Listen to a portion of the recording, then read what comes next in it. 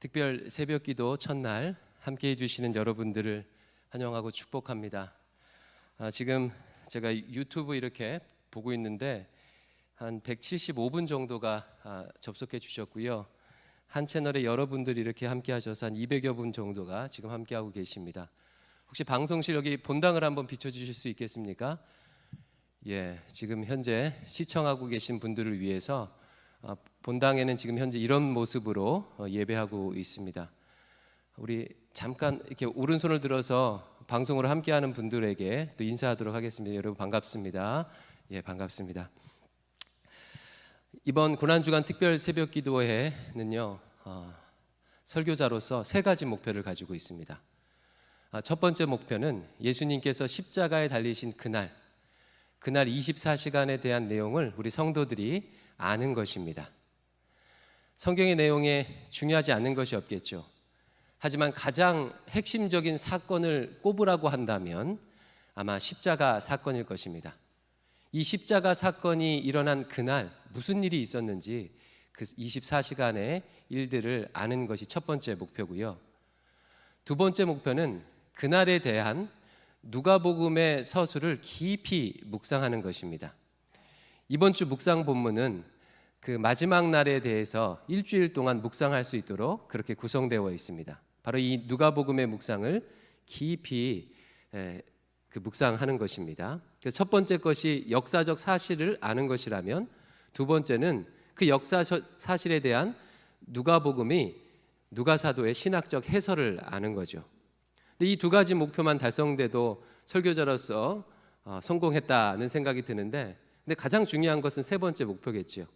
결국 이 일을 통해서 예수님의 십자가가 우리의 가슴과 우리의 생각과 우리의 삶에 새겨지는 거예요. 예수님의 십자가를 붙들어야 한다, 예수님의 십자가를 통과해야 된다 라고 말은 하는데 도대체 이게 무슨 뜻인지, 그냥 상징적인 의미로만 있는 것이 아니라 추상적인 개념으로만 있는 것이 아니라 진짜 내 삶의 능력으로 역사하는 것, 이것이 세 번째 목표입니다. 이 세 가지 목적이 잘 이루어지기를 소망합니다. 이것을 위해서 우리 눈을 감고 잠시 한번 기도하겠습니다. 이번 특별 새벽기도 일주일 기간 동안에 하나님 이 세 가지 목표를 기도 제목으로 주셨는데, 마지막 날 예수님이 십자가에 죽으신 마지막 날 무슨 일이 있었는지 제가 먼저 잘 알게 해주시고, 그것에 대한 누가복음의 의미, 누가복음의 강조점이 무엇인지 깊이 묵상하고 깨닫게 해주시옵소서. 뿐만 아니라 이 일을 통해서 십자가의 은혜와 사랑이 그냥 개념이나 그냥 상징이 아니라 내 삶의 능력으로 나타나게 인도해 주시옵소서. 이 세 가지를 위해서 이제 같이 자신의 목소리로 기도하겠습니다. 아버지 하나님, 인도하심을 감사합니다. 이 새벽을 깨워서 기도하는 간구하게 하시니 감사합니다. 하나님, 이번 고난주간 특별 새벽기도를 통하여서 예수님께서 아버지 십자가에서 죽으셨던 마지막 날의 사건, 아버지 하나님 저희들 알기를 간절히 소망합니다. 뿐만 아니라 아버지 하나님 그에 대한 누가복음의 강조점, 아버지 하나님 누가복음의 아버지 정신을 깊이 묵상하게 소망합니다. 이로 인하여서 예수님의 십자가 사건이 우리 가슴에 새겨지고 살아있는 문자로 새겨져서 능력으로 나타날 수 있도록 주여 인도하여 주시옵소서. 주여 역사하여 주시옵소서. 주님을 의지합니다.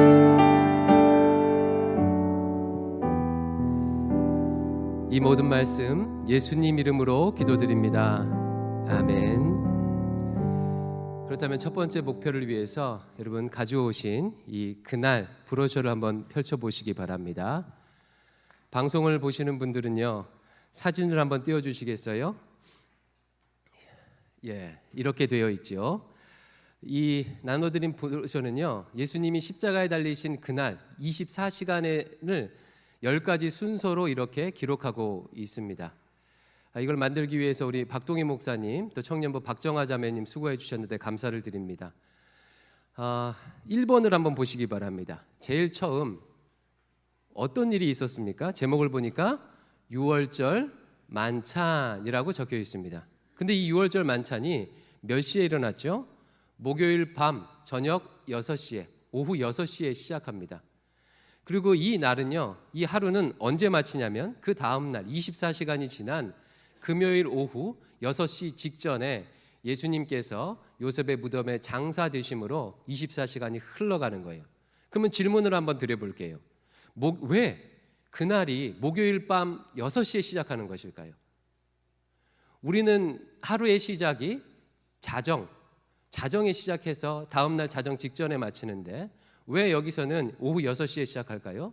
유대인들의 하루의 시작이 오후 6시이기 때문에 그렇습니다. 그래서 유대인들은 오후 6시에 하루를 시작하고 바로 목요일 밤 오후 6시부터 유월절이 시작되는 거예요.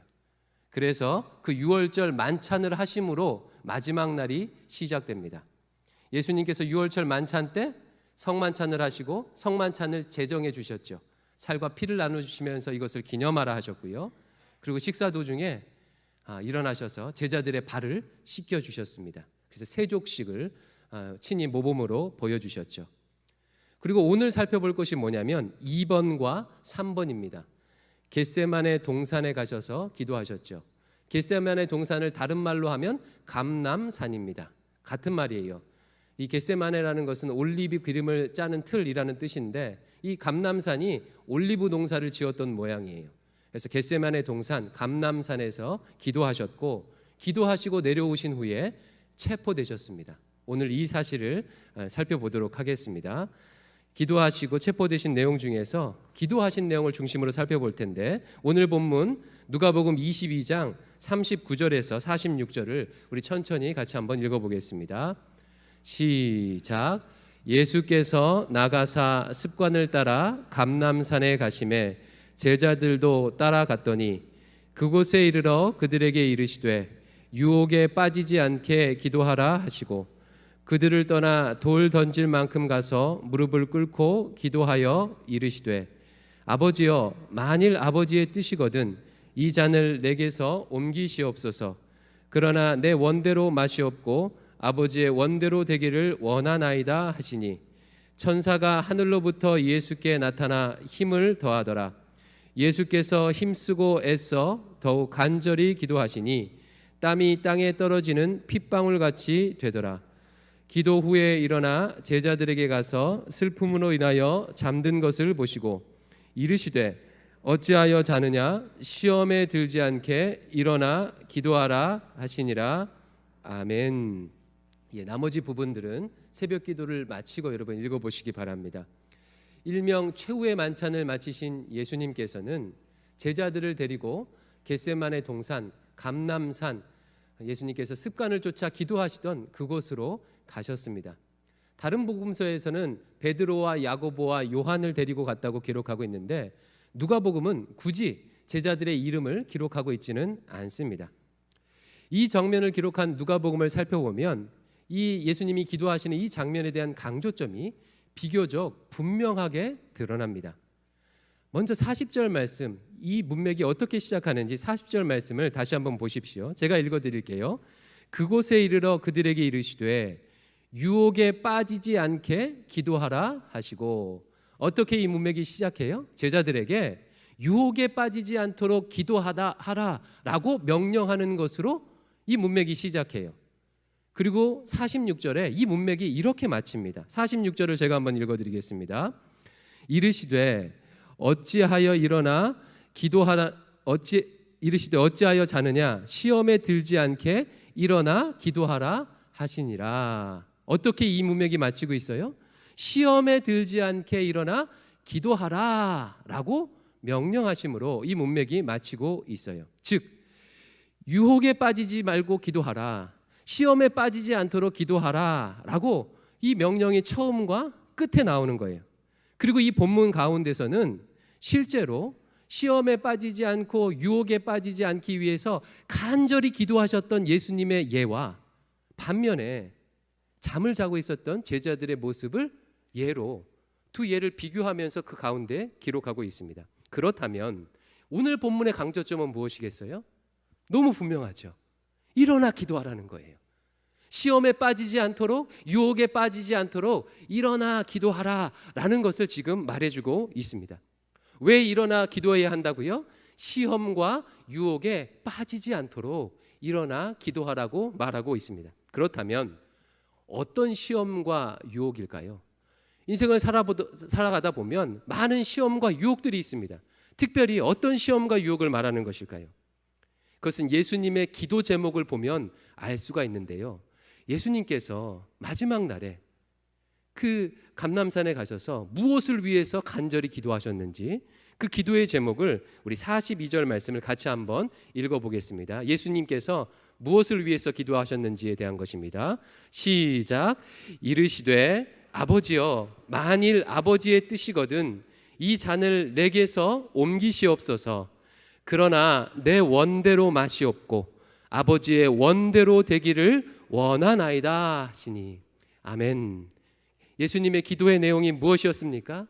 아버지의 뜻이거든 이 잔을 내게서 옮겨주시옵소서. 이 잔이 어떤 잔이에요? 십자가죠.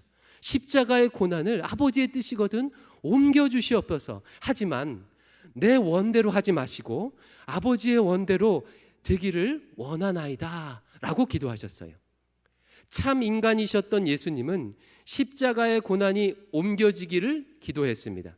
하지만 자신의 그 원함을 내려놓고 하나님의 뜻이 이루어지기를 기도하셨어요.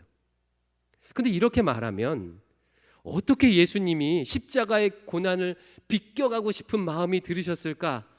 이런 생각이 드시는 분이 계실지도 모르겠어요. 왜 그렇죠? 예수님은 참 인간이시기 때문에 그렇습니다. 예수님께서 참 인간이시라는 것은 당연히 고통과 고난을 피하려는 마음이 든다는 것을 의미해요. 예를 들어서 예수님께서 뜨거운 물에 손을 대셨을 때 어떻게 하셨을까요? 아 뜨거 하고 손을 빼셨을까요? 아니면 예수님께서 뜨거운 물에 손을 댔는데 아이고 따뜻하다 하고 손을 그냥 태우고 계셨을까요? 아 뜨거 하고 피하셨겠죠. 그 뜨거운 고통을 피하시는 거예요. 왜? 인간이니까요. 예수님께서 누가 자신을 때린다면 고통을 느끼셨을까요? 못 느끼셨을까요? 느끼셨겠지요. 예수님께서 누가 예수님을 모욕한다면 모욕을 느끼셨을까요? 못 느끼셨을까요? 느끼셨을 거예요. 당연히 참 인간이기에 고통과 아픔을 느끼고 그 고통과 아픔을 피하기를 원합니다. 물론 예수님은 참 하나님이시기에 물리법칙을 역행하는 기적도 일으키십니다. 하지만 예수님은 동시에 참 인간이시기에 고통과 아픔을 느끼시는 거예요. 근데 지금 예수님께서 맞이하셔야 되는 이 고통은 어떤 고통입니까? 고통의 일명 끝판왕이에요. 죽음입니다. 죽음. 근데 이 죽음은 그냥 죽음이 아니에요. 인간이 개발한 사형법 가운데 가장 고통스럽다고 여겨지는 십자가형으로 죽는 그런 고통이에요. 뿐만 아니에요. 이것은 치욕스러운 고통이죠. 명예와 이름이 땅으로 떨어지는 모욕을 당하는 고통이에요. 하루아침에 저주받은 사람이라 낙인 찍히는 고통이면서 사랑하는 사람들로부터 배신을 당하는 가장 끔찍한 고통입니다. 여러분 혹시 사랑하는 사람들로부터 배신을 당해 보셨습니까? 아실 거예요. 그 고통이 얼마나 큰지요. 육체적 고통은 아무것도 아니죠. 근데 가장 결정적인 것은 무엇입니까? 하나님과의 관계가 완전히 단절되는 것입니다. 제가 살아가면서 가장 끔찍하고 또 불쌍하게 여기는 게 뭐냐면요, 어린 아이가 부모를 잃어버리는 거예요. 혹시 자녀가 있거나 어린 손주 손녀가 있는 분들은요, 이거 상상하기도 싫죠. 그 아기가 부모를 만약 길에서 잃어버리고 혼자 부모 없이 떠들어 산다고 생각하면 여러분 어떻습니까? 상상하기도 싫어요. 정말 끔찍하지 않습니까? 인간 아기가 인간 부모와 단절만 되어도 끔찍한데 영원한 하나님과 관계가 완전히 단절되는 것은요, 상상할 수 없는 거죠. 정말 상상할 수 없는 고통입니다. 바로 이 육체적, 정신적, 영적 죽음의 고통 앞에서 주님은 고뇌하고 계신 거예요. 할 수 있거든 이 고난의 십자가를 피하고 싶은 그런 마음이 있는 거죠. 하지만 그 자신의 원함을 이겨내고 자신의 바람을 이겨내고 온전히 하나님의 뜻에 순종하기 위해서 기도하는 것입니다. 그렇다면 지금 제자들에게 예수님께서 시험과 유혹에 빠지지 말고 기도하라고 할 때 이 시험과 유혹은 무엇일까요? 하나님의 뜻이 아니라 나의 원함대로 인생과 상황을 만들어 나가는 것입니다. 내 원함을 주장할 때, 하나님의 뜻이 아니라 내 원함을 주장할 때 시험과 유혹에 빠지게 되고, 그리고 하나님의 뜻을 이룰 수 없는 거예요. 그래서 깨어 기도해서 내 원함대로가 아니라 하나님의 뜻을 이루라고 지금 말씀하고 계시는 것입니다. 사랑하는 성도 여러분, 하나님의 뜻이 우리 인생에 이루어지기를 원하십니까? 아멘이죠, 아멘이죠. 너무 분명한 아멘이에요. 근데 이 하나님의 뜻이 우리 인생에 온전히 이루어지기 위해서는 반드시 극복해야 할 한 가지가 있습니다. 그것이 무엇이냐면 바로 나예요, 나. 하나님의 뜻이 이루어지는데 방해하는 것은요, 언제나 상황이 아닙니다. 우리가 생각할 때는요, 어려운 상황이, 재정적인 어려움, 육신의 질병, 상황적인 여러 가지 어려움이 하나님의 뜻을 이루는데 방해하는 것 같지만, 이와 같은 코로나 이런 것들이 방해하는 것 같지만, 사실은 내가 하나님의 뜻을 방해하는 가장 큰 장애물입니다. 내 뜻이 하나님의 뜻과 일치하면 놀라운 일들이 인생 가운데 발생해요. 하지만 나의 원함이 하나님의 뜻과 충돌하고 하나님의 뜻 앞에 나의 원함을 내려놓지 못하면 시험과 유혹에 빠지는 것이에요. 여기서 나의 원함을 내려놓는다는 것을 다른 말로 하면 자기 부인이죠. 우리 예수님께서 제자들에게 뭐라고 하셨습니까? 누구든지 나를 따르려거든 자기를 부인하고 자기 십자가를 지고 좇을 것이라 라고 말했어요. 자신의 원함을 내려놓으라는 거예요. 자기 부인을 하고, 즉 나의 원함을 내려놓아야 하나님의 뜻을 이룰 수 있다고 말하는 것입니다. 바로 이것을 위해서 기도하라고 지금 얘기하고 있는 거예요. 근데 여기서 주의해야 할 게 하나 있어요. 제가 나의 원함을 내려놓고 하나님의 뜻이 이루어지길 기도하라고 하면 이런 식으로 생각하는 경향들이 있습니다. 어떤 식이냐면, 예를 들어서 이런 거예요. 홍길동 집사님이 계시는데 이분이 직장을 옮길까 말까 고민을 하고 있어요. 그래서 하나님께 기도합니다. 하나님, 직장을 옮겨야 합니까? 말아야 합니까? 하나님, 나의 원함이 아니라 하나님의 뜻대로 하고 싶습니다. 하나님의 뜻을 알려주세요 라고 기도합니다. 지금 제가 말하는 이 기도는, 자기 부인의 기도는요, 홍길동 집사님이 하는 이런 식의 기도가 아니에요. 이것은 자기 부인의 기도가 아닙니다. 예를 하나 더 들어볼게요.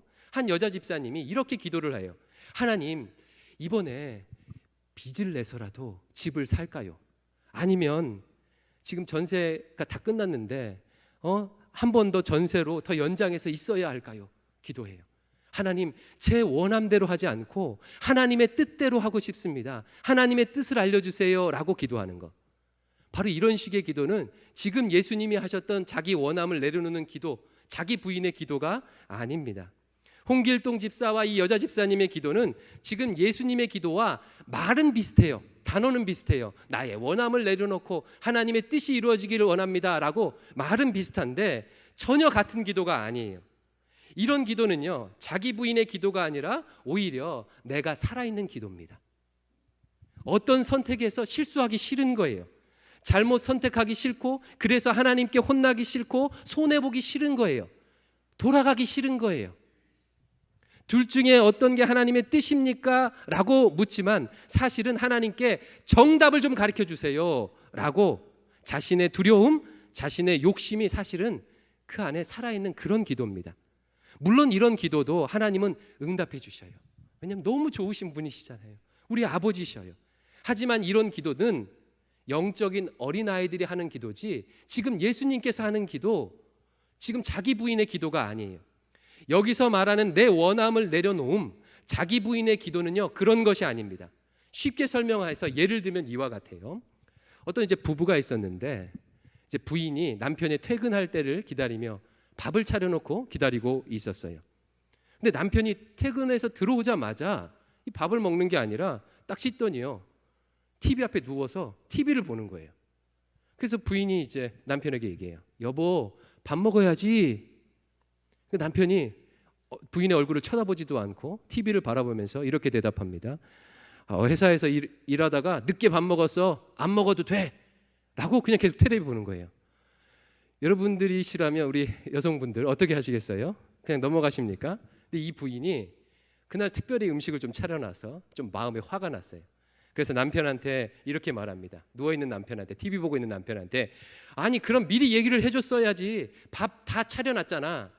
부인이 조금 날카롭게 말하니까 이 남편도 좀 짜증이 났어요. 아니 일하다 보면 연락을 못할 수도 있지. 이따가 먹으면 되잖아 라고 말했습니다. 그러니까 부인이 또 다시 한번 싸붙이는 거예요. 이따가 먹긴 뭘 먹어, 안 먹을 거면서. 이러다가 어떻게 하다 보니까 싸움이 났습니다. 예, 저희 집 얘기는 아니에요. 예, 여러분 이 둘 중에서 누가 잘못을 했습니까? 사실 이것은 누가 잘하고 잘못한 문제가 아니죠. 그냥 뭐 하다 보니까 이렇게 안 맞은 거예요. 다툰 거예요. 그렇다면 이런 상황에서 우리 인생 가운데 아주 굉장히 자주 있는 상황인데, 이런 상황에 대해서 하나님의 뜻이 무엇일까요? 지금 서로 마음이 상해버렸어요. 삐졌어요. 싸웠어요. 이런 상황에서 하나님의 뜻이 뭐죠? 분명하죠. 먼저 사과하는 거예요. 이거 하나님의 뜻입니다. 먼저 사과하길 하나님이 원하시죠. 그래서 남편한테는 하나님이 그 남편의 마음속에 있는 성령님이 이렇게 말하기를 원하실 거예요. 아내한테 가서 이렇게 말해. 아이고 미안해. 내가 하루 종일 이러다 보니까 너무 피곤해서 자기에게 살갑게 말하지 못했네. 다음부터는 꼭 미리 얘기할게. 여러분 이렇게 말하면 부인의 마음이 풀어지겠습니까? 아니겠습니까? 풀어지겠죠. 그렇죠? 지금 남편의 마음속에서는 성령님이 이렇게 말씀하실 거예요. 이게 하나님의 뜻입니다. 그 여성분의, 그 부인의 마음속에서는 하나님이 어떻게 말씀하실까요? 이렇게 말하도록 원하실 거예요. 미안해 여보, 열심히 일하고 온 당신한테 별것도 아닌 일로 역정을 냈네. 편히 쉬어. 혹시 이따 밥 먹고 싶으면 내가 다시 차려줄게. 이렇게 말하면 남편의 마음도 풀리겠죠. 너무 명확한 하나님의 뜻이에요. 만약 배우자가 이 하나님의 뜻에 순종해서 먼저 사과하고 미안하다고 하면 어떤 일이 벌어질까요? 그 가정에 하나님의 뜻이 이루어져요. 샬롬이 이루어집니다. 깨어진 관계가 회복되는 일들이 일어나요. 근데 여러분 질문 한번 드려볼게요. 이게 쉽습니까? 어렵습니까? 너무 어려워요.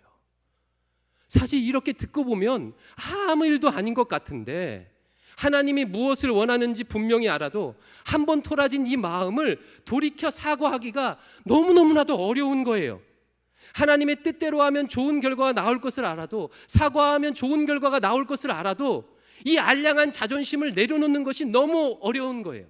내가 살아있으면 그냥 이 말하는 것이 너무 어려운 거예요. 자기를 내려놓는다는 것은요, 바로 이 토라진 마음을 내려놓는 거예요. 이 자존심을 내려놓고 사과의 말을 할 수 있는 것입니다. 자기 부인을 위하여 기도하라는 것은요, 오늘 본문에 나타난 나의 원함을 내려놓는 기도란 아주 작은 예죠. 바로 이 토라진 마음,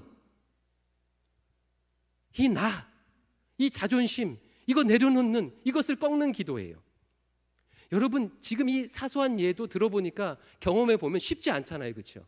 그런데 남편과 아내를 향해서도 자존심 내려놓는 게 이렇게 쉽지도 않은데, 하나님이신 예수님께서 하늘 보좌를 버리고 인간도 당하지 않는 이 모욕을 당하며 가장 비참한 그 십자가를 당하는 것, 가장 낮은 자리에 처하는 것은 얼마나 어려울까요? 남편과 인간, 그 부인 사이에서도 이게 어려워요. 자존심 내려놓는 게. 근데 하나님은 하나님이셔요. 우리 예수님은 하나님이십니다. 그 예수님께서 자기를 비워 종의 형체를 입고 인간도 당하지 않는 이 저주의 십자가를 지시는 것, 그렇게 낮아지시는 것은 자존심 내려놓는 정도가 아니죠. 자기를 완전히 부인하는 거예요. 나는 하나님이 아니다. 나는 흉악한 죄인이다. 나는 버러지다. 하나님께 저주받은 자라는 것을 받아들이는 것입니다. 정말 어렵겠죠. 그래서 예수님께서 땀이 핏방울이 되도록 기도하시는 거예요. 이걸 내려놓기 위해서요. 44절 말씀 같이 읽어보겠습니다. 예수께서 시작. 예수께서 힘쓰고 애써 더욱 간절히 기도하시니 땀이 땅에 떨어지는 핏방울같이 되더라. 아멘. 예수님께서 자신의 원함을 내려놓기 위해, 자신을 부인하기 위해, 하나님의 뜻을 온전히 감당하기 위해 기도하시는데 땀이 핏방울이 되는 것처럼 기도하셨습니다. 다른 복음서에 보면요, 3차례에 걸쳐서 기도했다고 기록하고 있어요. 그리고 그렇게 기도했기에 자신을 부인하고 시험과 유혹을 물리치고 하나님의 뜻을 이루어 그 십자가를 질 수가 있었던 것입니다. 여러분, 하물며 예수님께서도 그러셨다면 우리도 시험에 들지 않게, 그리고 그래서 하나님의 뜻을 이루기 위해서 이런 자기 부인의 기도가 반드시 필요하겠죠. 제자들은요, 이에 실패했어요. 그랬더니 어떻게 되었습니까? 금방 시험에 빠졌습니다. 예수님께서 잡히실 때 베드로는요, 칼을 들어서 그 대제사장의 종의 귀를 잘랐습니다. 기도하지 않고 자기 자아가 살아있으니까 하나님의 뜻과 상관없이 무력을 동원하는 거예요. 칼을 드는 거예요. 제자들도 마찬가지죠. 기도하지 않고 시험에 빠져드니까 유다는 예수님을 팔고 다른 제자들은 예수님을 버리고 도망갔습니다. 기도하지 않고 자기 자아가 살아있으니까 자기 혼자 살겠다고 예수님을 버린 배신자가 된 것이죠. 이 아침에 주시는 메시지는 분명해요. 시험에 들지 않게 기도해라. 다시 말하면 자기 부인의 기도를 하라는 것입니다. 그래서 남편이 TV를 보고 누워있다가 성령께서 막 감동을 하시니까 갑자기 TV를 딱 끄고 방에 들어가는 거예요. 그래서 자기 부인의 기도를 합니다. 하나님, 먼저 말하기 싫어요. 지난번에도 제가 먼저 사과했잖아요. 제가 얼마나 직장에서 힘들게 일하는지 하나님 아시잖아요. 그런데 밥 좀 안 먹었다고 저 옆에 나가 저한테 이럴 수가 있습니까? 하나님, 왜 제가 자존심 내려놓아야 합니까? 왜 저한테만 이러세요? 저 차려진 밥도 제가 벌어온 돈으로 차린 거잖아요. 하나님, 저 힘들어요. 하나님, 그냥 있으면 안 되나요? 하나님. 이걸 붙들고 씨름하는 거예요. 씨름하는 거예요. 아휴, 하나님 알겠습니다. 내 자존심 꺾고 내 원함 꺾고 주님의 뜻에 순종하겠습니다. 아주 사소한 예죠. 사소한 예죠. 이런 일들이 우리 가운데 얼마나 많이 있습니까? 만약 그 순간에 하나님 앞에 자기 불을 부인하는 기도를 함으로 시험과 유혹을 뿌리치게 되면 그 사람을 통해서 어떤 일이 일어나겠어요? 깨어진 자녀와의 관계가 회복되는 일이 반드시 일어납니다. 깨어진 친구와의 관계가 회복되는 일이 반드시 일어납니다. 깨어진 하나님과의 관계가 회복되는 일이 반드시 일어나요. 이 자기 부인의 기도는 이와 같이 우리에게 샬롬을 가져다 줍니다. 사랑하는 성도 여러분, 우리의 기도는 어떤 기도입니까? 맨날 내가 원하는 것만 말하는 어린아이의 기도에 혹시 머물러 있지 않습니까? 진짜 성숙한 기도는 자기 부인의 기도입니다. 자기 부인의 기도가 없으면 20년, 30년 새벽을 깨워서 기도해도 계속 제자리 걸음입니다. 기도를 2시간, 3시간 해도 별 진전이 없어요. 기도의 내용이 바뀐 게 별로 없습니다. 기도하는 문제의 내용만 바뀐 거예요. 옛날에는 직장 문제 기도했다가 지금은 자녀 문제, 지금은 손주 문제, 예전에는 재정 문제 기도했다가 지금은 건강 문제. 기도의 내용만 바뀌는 거예요. 계속 해결해달라는, 도와달라는 기도만 하게 되는 것입니다. 진짜 성숙한 기도는 자기 부인의 기도예요. 자기를 부인하고 나를 내려놓기 위해 간절히 기도함으로 하나님의 뜻을 이루는 여러분 되시기를 주님의 이름으로 축원합니다. 같이 기도하겠습니다.